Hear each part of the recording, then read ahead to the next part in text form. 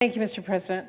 Mr. President, I am thrilled to join people across Washington State and across the country in recognizing Pride Month.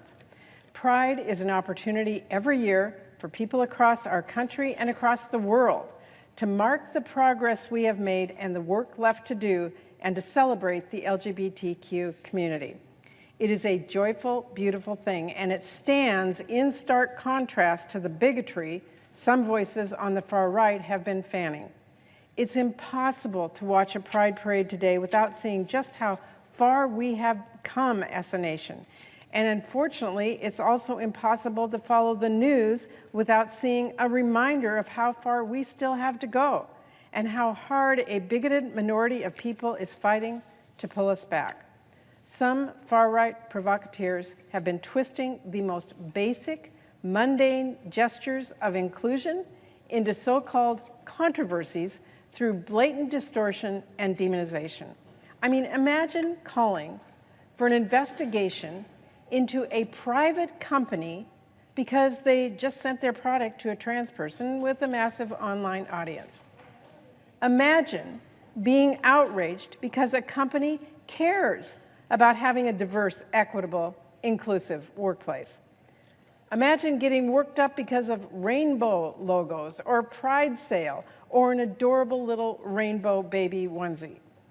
I've got a news flash for everyone who's trying to act like companies selling their products to every community they can is something new or something nefarious, nefarious conspiracy. Get this, gay and trans people drink beverages. They eat food. They buy things. And for suddenly everyone to be outraged over some cute baby clothes, you know what? LGBTQ have families too. They are parents, they are aunts and uncles and grandparents. Where have you been? They are queer, they are here, and they've been for years, and get used to it. They are not going anywhere. And let's be clear, these attacks on the LGBT community are not just ridiculous, they are dangerous. Because we aren't just talking about a handful of far-right voices complaining about companies. There is a truly insidious and ugly effort to demonize and ostracize and erase the LGBTQ community and our trans friends, neighbors, and loved ones in particular. Far-right lawmakers across our nation and across different levels of government are spewing some of the most hateful rhetoric, peddling some of the most bigoted conspiracies, and passing some of the most hateful anti-LGBTQ laws I have seen in a long while. Over the past few years, these far-right politicians have taken books with LGBTQ characters off the shelves.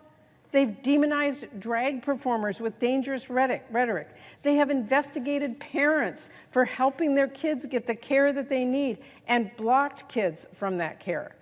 It is extreme, cynical, and hateful to a degree that is even hard to believe.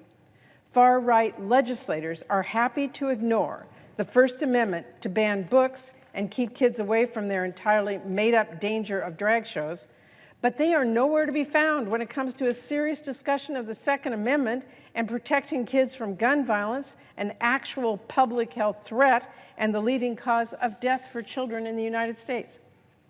One Republican presidential candidate is shamelessly and falsely suggesting that trans kids participating in youth sports might be to blame for the teen mental health crisis, and insidiously ignoring the reality that the same kids they are using as a political punching bag face some of the highest rates of depression and suicide of anyone. Another Republican presidential candidate championed a bill that is silencing and erasing LGBTQ kids and parents and teachers from schools by banning discussion about gender identity and sexual orientation, and banning books for the slightest acknowledgement that LGBTQ people even exist. One school district in Florida even banned a kid's book about a penguin with two dads. Seriously? Then there is a wave of laws we are seeing that are meant to cut kids off from age-appropriate, gender-affirming health care that they rely on, like the law that passed in Idaho, right across the border from my state, that criminalizes doctors for providing kids with the gender-affirming care that they need, care that is overwhelmingly recommended by medical experts as safe and even life-saving. Or the vile effort to falsely accuse loving parents whose kids are getting this care they need of child abuse. Now, I've said it before, Mr. President, it truly feels like far-right Republican lawmakers are in a race to the bottom in pursuit of the most extreme, hateful agenda they can think up. And their attacks have been especially cruel to the trans community and to trans kids. There are real consequences to this hateful rhetoric. We know the trans community is more likely to face suicide and homelessness and violence. And yet far-right lawmakers are using their megaphones and their positions of power to bully kids. That's what it comes down to. They are attacking people, attacking kids for being different, for being themselves. I said it last year on the Senate floor. I am here again because I still have to say it. We all have a responsibility to stand up and make clear that this is not right. Trans people are our friends. They are our neighbors. They are our family. They deserve to be kids, just kids, to play sports and go to school and see a doctor and get health care. They should be able to get the same opportunities as any other kid to learn and grow and play and thrive, free from fear and discrimination. And parents deserve to be able to make their own parenting decisions with their medical providers to do what is best for their kids' health. They should not have to worry about what a right-wing politician thinks is best for their child. And they definitely should not live in fear that a state legislature is going to intervene in their parenting decisions and hurt their child. We have got to push back against these attacks on trans kids every way we can, in the courts, with legislation, through executive action, and by speaking out and speaking up, which is why I am here today, to tell everyone facing these hateful attacks, you are not alone. And you have so many people in your community and in your corner. I'm proud to stand with these kids and their families and the whole LGBT community. This Pride Month, we commit ourselves to making sure these kids are not just safe in our country, not just welcome in our country, but allowed to be themselves here, allowed to be joyful and confident about who they are in every part of our country. And in that spirit, I want to share some wisdom from Stella. She's a young trans activist in Washington State who spoke with me last year about the dangerous laws targeting trans community. And I will quote her. "Opinions cannot stop us from existing.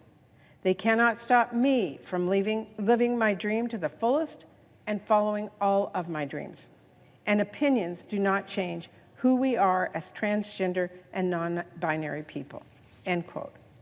I certainly am proud to be a voice for young people like Stella here in the United States Senate. Stella, I hope you're having a great Pride.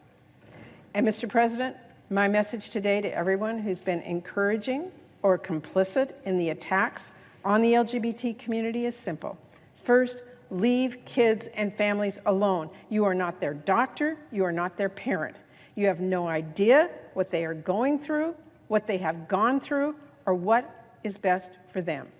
It is not your say, and it is not your business. Second, be kind. Be kind. You do not have to bully people because they are different. You do not have to champion hatred and fear or anger. You can make a different choice. It's really not that hard to listen, to learn, to respect, and accept people for who they are, to have compassion. And I promise it will make your world brighter and your heart will be lighter. Finally, if you do continue down this dangerous path, bullying kids, erasing LGBTQ people, and demonizing them with dangerous rhetoric, I will rise against you every step of the way, and I will do so with pride. Thank you, Mr. President. I yield the floor.